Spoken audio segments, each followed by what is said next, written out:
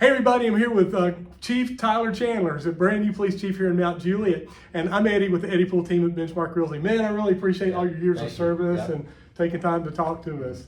What's it mean to you to be the new police chief here in Mount Juliet? Sure, I'm grateful for it. I'm definitely not new to Mount Juliet. Was Absolutely. Raised here, moved here very young and started elementary school and moved on ever since, and been with the police department really 25 years, but full-time 21 years. So I'm grateful for it and blessed for it. Yeah. But man, the responsibility I have now to be over the whole police department, I don't take lightly by any means. Right. And just want to be there as best as I can for our community, the community that's always been there for me, but also be there for our team to ensure that they are well equipped and supported to get the job done that they go out and do every day. Absolutely. And Chief, you've gone through every position here at the police department, just about. Yep. I mean, you started as an explorer and you came out and patrol, and so what advantage does that give you? Do you think? It just makes you more well-rounded about what's going on in our agency.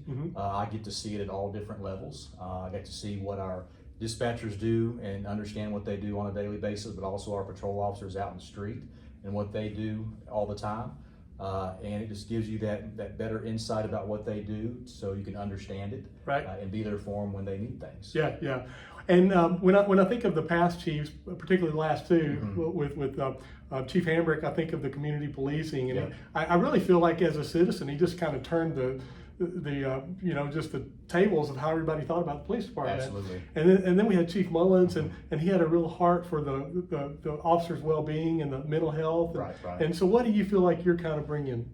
Yeah, I think I'm bringing each one of them with me. You know, Hambrick had a right-hand man help him all the way. That was me. Mullins had a right-hand man helping him all the way. That was me. And our previous police chiefs had the same. And I've always been a little bit kind of behind the scenes, driving things forward.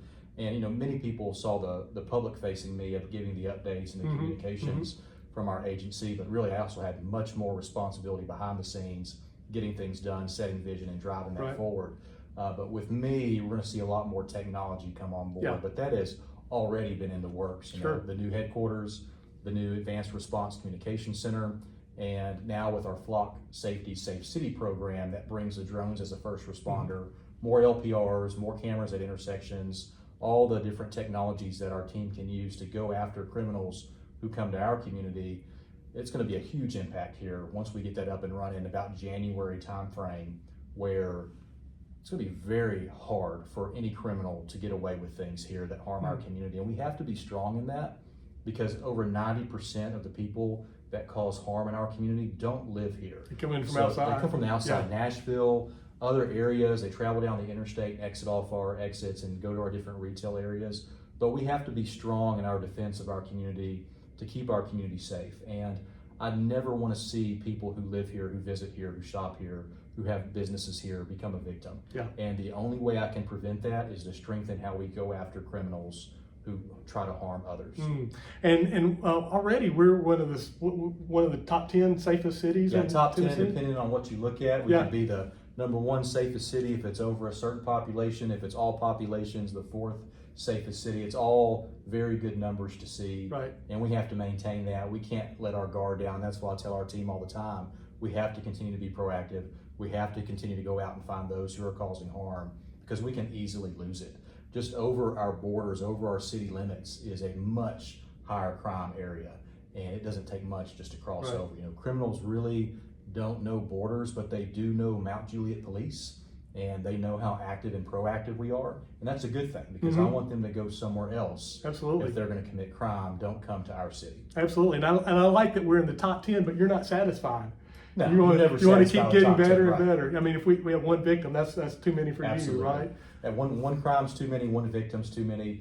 And we're always striving to get better and better and better in our operations here. Always open for feedback from our community. If there's anything we can do better, or you may see something you don't like, please reach out to me, reach out to any of our leadership team here, and let us know. Let's have that conversation so we can get better if there's things where we can get better on. Very good. And the last question, you've got a new facility here, still in the process of moving in.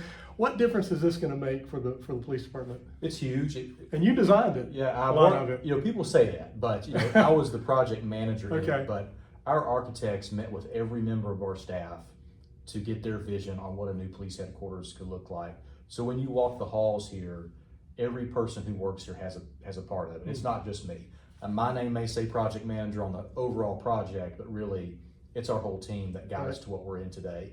But it just elevates everything that we do. We were lacking in a lot of areas in our older facility, which we were grateful for to get 11 years ago, right? But now that we've grown so much, we need a stronger building. We need the technology in this building. We need more offices and workspaces. We're grateful to be here, but it only allows us to do even better, which is awesome because we're elevating our game from, say we're at a 10 now, man, we're going up to a 15 with a move into a new building. Yeah, well, very good. Well, man, I appreciate everything that you and the entire department does for our city.